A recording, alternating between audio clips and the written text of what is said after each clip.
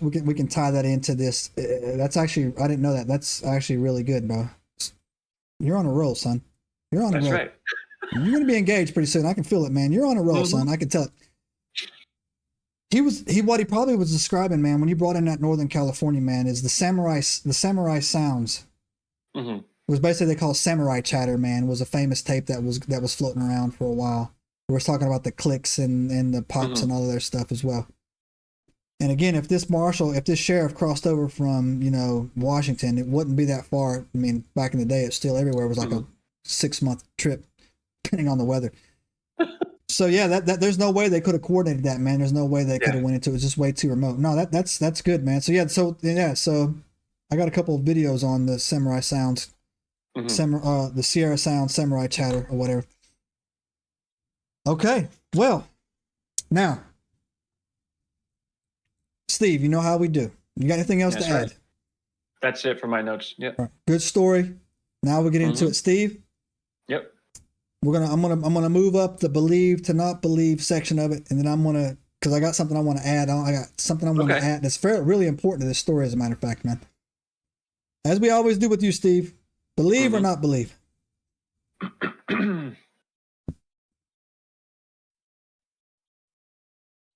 It's you know me. I always am on the skeptical side, right? Of course, I always am. But I mean, this seems to be very well documented. Multiple eyewitnesses. Yes. We have this report, this police report, which is very thorough. It's not like he just was like, he just wrote something down and very thorough. We have interviews with the family. We have, by famed researchers. And it's not as crazy as, say, the Mississippi Dog Man, when it was a 2-week standoff where we fired off 1,000 rounds every night. Especially special traps were made. Yeah.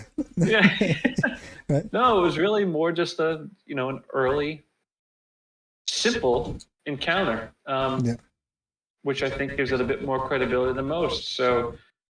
Me.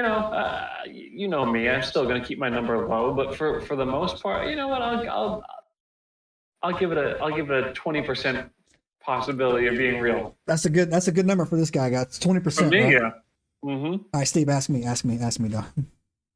100% it's real. 100% this really happened. I am like, and I will tell you why, man. 100% why this absolutely went down. That was the most detailed police report I've ever read, that was ever written, even to date.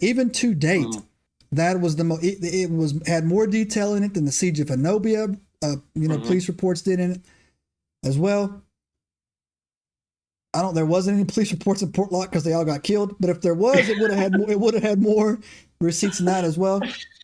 The sheriff's name is documented. Where he came from is documented. He never backed down. Physical evidence. I was actually blown away by that report, right, when he wrote it down. That's number one. Number two, there was no hoax for them to copy, for her to mimic, right? Number three, there's no reason for them to do. There's no reason to do it. There's no reason for them to do it. And in fact, when she was asked if it was a Sasquatch, she didn't even know what that meant. She's like, what are you talking? I don't even know what that is, right? But bro, here's what put me over here's what nailed this for me. The whole time I was reading and doing this, and I even had an extra day to do it. When I was reading and doing it, something about this Ruby Creek area that was being described, and this river, I don't know why this daggone river kept popping up, man. The Fraser River, right? I was like, man, where have I heard that? Where have I heard? I've never been to British Columbia, right? I don't even know if I like Canadians, to be honest with you. I hate Canadian bacon. If bacon's not burnt from the Waffle House, I don't want nothing to do with it, right? So, like, I don't know. I like Crown Royal. That's kind of Canadian, right? There you go. Yeah. I'm just joking. I don't hate you Canadians. I love you guys. I love our future Americans. But anyways, man, so the Fraser River, Steve, like, man, that was like, man, where have I heard that? Where have I heard from that? And this out of a thing came into my mind. The Seraphim Long abduction of 1871. was That's your favorite story, I know. That, Steve, that is, right? You know that. I know that's your favorite. That is my favorite all-time Bigfoot story that I've ever heard and read, and it happened near Ruby Creek on the Fraser River in 1871. If you don't know anything about the Seraphim Long abduction, I'm going to do something I normally don't put the effort to do it. At the end of this video, you'll see a recommended video. I'm going to put that Seraphim Long video in there. We covered it. Go to our channel and watch it.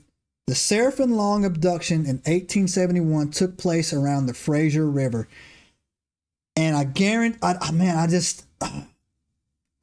can't 100% guarantee it, but there's good money that the First Nation village that they fled to was the same village that Seraphim Long was at when she got abducted by a Bigfoot. And if you know anything about the Seraphim Long abduction case, the Bigfoot got her pregnant in that story, right?